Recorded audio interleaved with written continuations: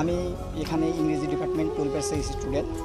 তো আমাদের এখানে যে ঝামেলাটা হয়েছে, এখানে অ্যাকচুয়ালি আমাদের কর্মসূচি ছিল অবস্থান কর্মসূচি। আমাদের উদ্দেশ্য ছিল আমরা মডার্নে গিয়ে অবস্থান করব, কিন্তু আমাদের যে এখানে ছাত্র সংগঠন আছে তারা আমাদের আগেতেই জানিয়ে দিয়েছিল যে অবস্থান ছাত্রলীগ ছিল এখানে। তো ওরা আমাদের জানিয়ে দিছে যে এখানে হচ্ছে আপনাদের অবস্থান কর্মসূচি করা যাবে না, আপনারা হচ্ছে পদযাত্রা করেন। আমরা সেটাতে একমত হয়ে আমরা এখানে পদযাত্রা করার জন্য ইচ্ছুক ছিলাম, কিন্তু তারা পরবর্তীতে আমাদের আরও ফোর্স করে আমাদের যে সবার সাথে কথা ছিল আমরা হচ্ছে পদযাত্রা করে চলে আসব।